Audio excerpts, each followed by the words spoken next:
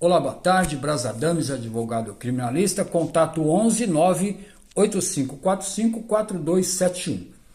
Amigos, ontem, ou no vídeo passado, melhor dizendo, eu estava falando a respeito da dosimetria penal e falei a respeito do artigo 68 do Código Penal. E dei lá uma entrada boa no artigo 68 do Código Penal e tinha dito que hoje eu iria falar a respeito do artigo 59. Por quê? Porque o sistema da dosimetria penal está encartado em três fases, em três partes. Então, o artigo 59 é o artigo que vai tratar da primeira parte da pena, perfeito? O artigo 59 é que vai tratar da primeira parte. Eu vou só passar por cima um pouquinho aqui a respeito do artigo 68 e depois eu vou para o 59. Por quê? Porque o artigo 68 ele me empurra para o artigo 59. Olha só o que diz o artigo 68 do Código Penal. A pena base, isso eu falei bastante ontem, eu expliquei, a pena base será fixada atendendo ao critério do artigo 59 deste Código, ou seja, aqui é a primeira fase da dosimetria penal. Depois, em seguida, serão consideradas as circunstâncias atenuantes e as agravantes, que seria a segunda fase, ou segunda parte, segundo degrau, como queira. E por último, as causas de diminuição e de aumento. Então veja, aqui seria a terceira fase, a terceira parte ou o terceiro degrau. Agora vamos lá no artigo 59, vou falar um pouquinho rápido assim, porque na verdade esse artigo ele tem várias coisas para ser falada, né? E o tempo é curto, tá? Então veja só o que diz o artigo 59. Ele diz o seguinte, ó: o juiz, atendendo à culpabilidade, aos antecedentes, à conduta social, à personalidade do agente, aos motivos, às circunstâncias e consequências do crime, bem como o comportamento da vítima, estabelecerá, conforme seja necessário e suficiente para a reprovação e a prevenção do crime. 2 pontos. E aí ele vai dizer o que ele vai estabelecer aqui, né? As penas aplicáveis dentro das cominadas, certo? Depois, em seguida, a quantidade da pena aplicável dentro dos limites previstos. Terceiro, o regime inicial do cumprimento da pena privativa de liberdade ou a substituição da pena privativa de liberdade aplicada por outra espécie de pena se cabível. Perfeito? Então veja só, senhores, nós vamos falar hoje aqui dos vetores desse artigo aqui. Os vetores são 8. Olha só, eu vou dizer aqui para os senhores quais são os vetores. A culpabilidade, antecedente, conduta social, personalidade, motivos, circunstância, consequência e comportamento da vítima. São 8 vetores. Eu vou me ater aqui, vou tentar passar para os senhores, se o tempo der, a questão dos vetores. Perfeito? Cada vetor desse aqui, quando o juiz vai fazer o cálculo da pena, cada vetor desse aqui, ele vai receber uma quantidade em números, de dias, semanas, meses e anos, tá? Então, essa quantidade é super importante, até porque a lei exige quantidade e qualidade. Então, no caso aqui, nós estamos falando da quantidade. Ora, partindo sempre da pena base, a cada vetor que o juiz encontrar na hora de calcular a pena lá, desfavorável ao acusado, ao réu no caso, ele vai aumentar um pouquinho a pena. A cada vetor desses aqui que ele encontrar. Então vamos ver aqui, ó, a questão da culpabilidade. Senhores, culpabilidade é muito comum, o juiz colocar a culpabilidade aqui como se fosse aí o dolo. Ele diz assim lá na sentença, o dolo, a culpabilidade é com o dolo elevado. Então ele aumenta a pena aqui, tá? Então veja só, isso aí, na verdade, é um erro, né? Então Por que eu digo para os senhores que é um erro? Porque quando o juiz fala a respeito do dolo ligado a essa culpabilidade aqui, ele está se referindo a uma culpabilidade que já foi analisada lá atrás. Já foi analisada lá atrás, quando do tipo penal. Não sei se os senhores se lembram, mas o crime é dividido em fato típico, ilícito e culpável.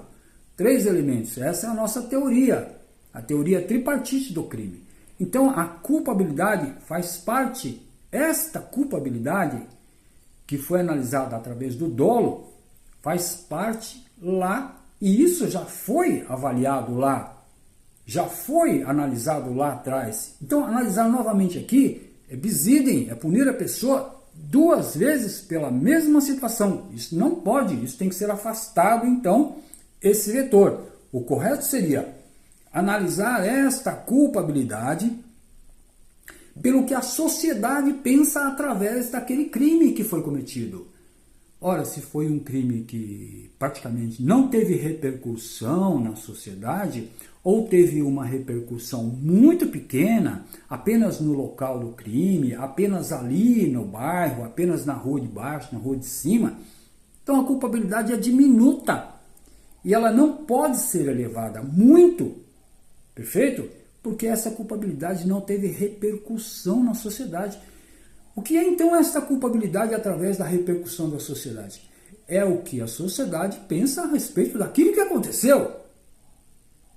Se o crime sai na imprensa, sai na mídia, sai nos jornais, sai na televisão, muitas pessoas da sociedade vão pensar a respeito daquilo. Então essa culpabilidade é elevada. Agora, se poucas pessoas tomaram consciência, tomaram ciência daquele fato, mesmo que aquelas pessoas pensem a respeito do crime, a culpabilidade é diminuta. Então veja só, esta é a culpabilidade que o judiciário, que o juiz deve aplicar quando ele for tratar da dosimetria. A gente vê muitas vezes, você pega lá uma sentença lá e vai desfolhando, tal, vai virando as folhas e você olha e fala, o juiz na culpabilidade aumentou a pena aqui em 3 anos. Porque o dolo é elevado. Veja, isso é um erro judiciário. É um erro de conhecimento técnico. Senhores, o juiz também erra. É ser humano, igual a mim, igual a você. Talvez ele não tenha um conhecimento profundo a respeito da dosimetria penal. Ele vai pelo oba-oba judiciário? Ele vai pelo dia a dia? Pela sentença montada? Então veja, senhores, que a culpabilidade é o primeiro vetor que tem que ser analisado pelo advogado de defesa. Pelo advogado, não precisa ser de defesa, e pelo promotor também. E até pelo juiz, tem que ser analisado a culpabilidade. E não é a culpabilidade ligada lá ao sistema que divide o crime em fato típico, ilícito e culpável. Aquela culpabilidade é o dolo. Essa culpabilidade aqui não é o dolo. É o que a sociedade pensa do crime praticado. Então veja, senhores, isso tem que ser analisado e debatido. Tem que ser rechaçado, tem que ser tirado da pena, tem que ser afastado. Se ele aumentou lá 6 meses, não, está errado. Tira esses 6 meses aqui. Perfeito? Então esse é o primeiro vetor. Primeiro vetor. O segundo vetor são os antecedentes. Os antecedentes da pessoa que está sendo condenada. Há antecedentes, senhores, é tudo na vida da pessoa. É desde o dia que nasceu até o dia do fato. Mas o direito penal conta somente a partir dos 18 anos.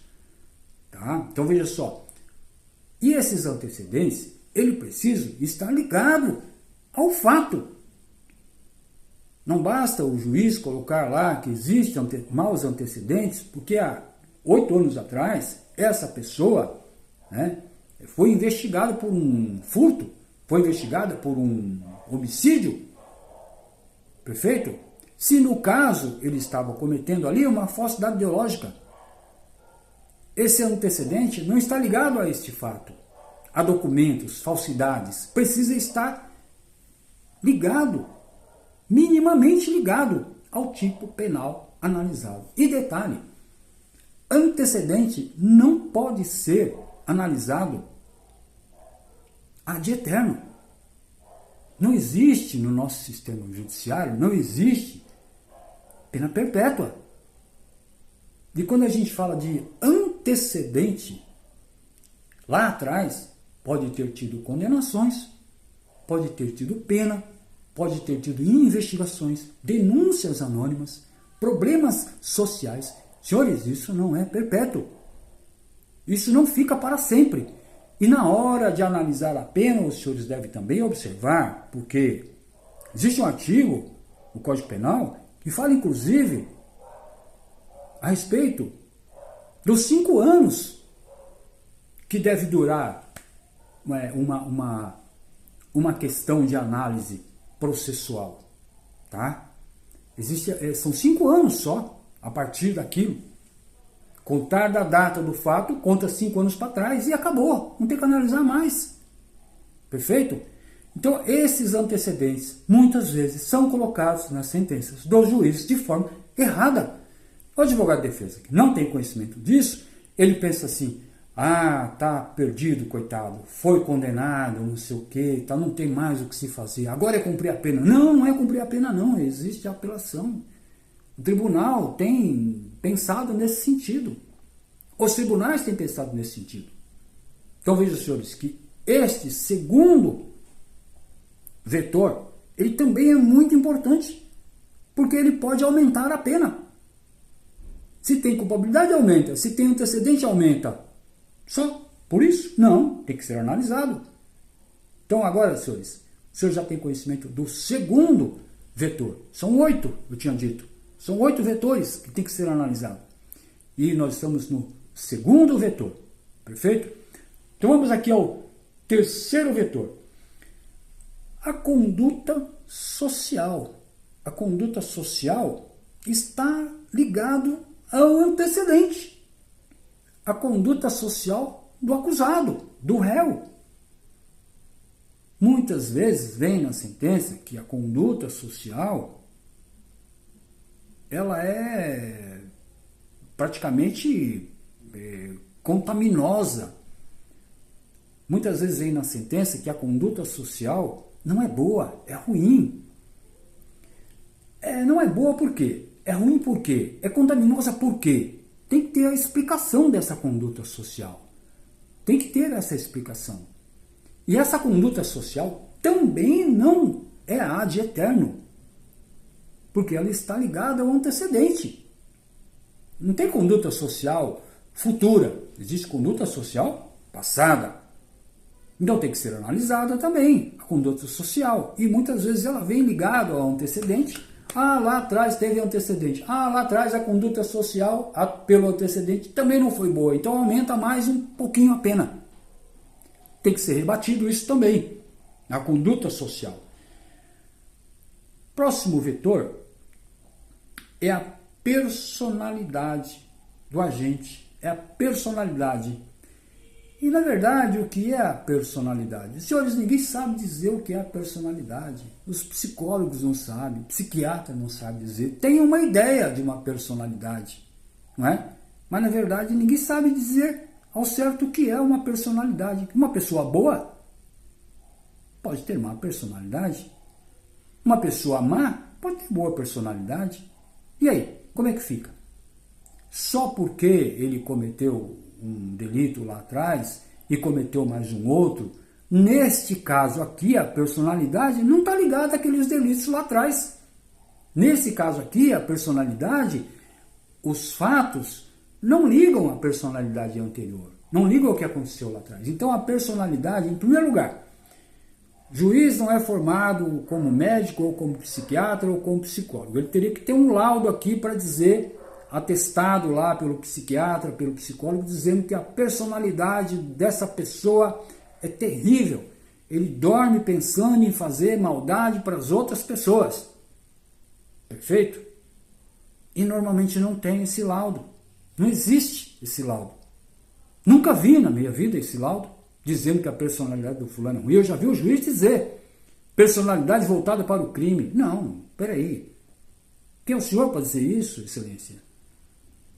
Tem que ter no mínimo aí um psiquiatra dizendo isso, um psicólogo dizendo isso, um assistente social, quem sabe, dizendo isso. Mas não tem. Então, isso aqui é mais um vetor que tem que ser afastado. Tem que ser afastado. Senão a pena aumenta também. Perfeito? O próximo vetor aqui, ó. Aos motivos. Motivo. Se o promotor colocou na denúncia motivo torpe, já foi analisado. Perfeito? E isso é comum. O juiz só copiar e colar, falar motivo torpe, motivo fútil, aumenta a pena. Não, não pode. Tem que ter motivo para se aumentar a pena, não motivo para tipificar o crime. Motivo para tipificar o crime é uma coisa. Você pega ali no Código Penal, salvo engano, o artigo 67, deixa eu até dar uma olhada aqui.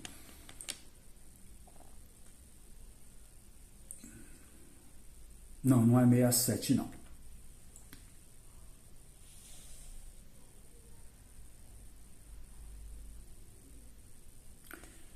Bom, em todo caso, existe aqui as consequências, né? Circunstâncias agravantes, tudo isso aqui são motivos, tá? São motivos que levam lá a aumentar a pena. Por exemplo, aqui, ó, a incidência, ter o agente cometido o crime por motivo fútil ou torpe, para facilitar, assegurar a execução, ocultação, impunidade. Isso aqui são motivos. Por que você fez? Ah, porque eu quis esconder um crime. E aí é um motivo. Certo? Foi feita a traição, a emboscada. É um motivo também.